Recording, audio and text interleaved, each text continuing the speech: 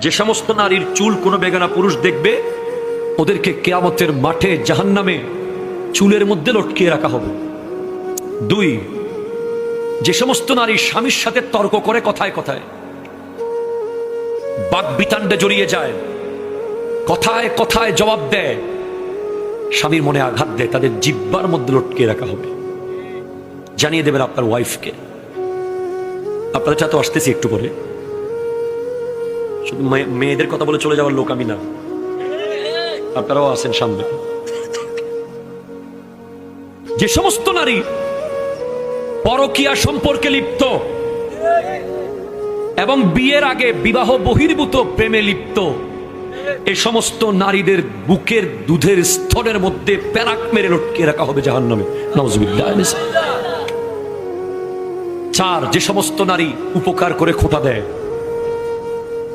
তাদের শাস্তি হলো তাদের মুখ দিয়ে বিভিন্ন অঙ্গ দিয়ে আগুন বের হবে।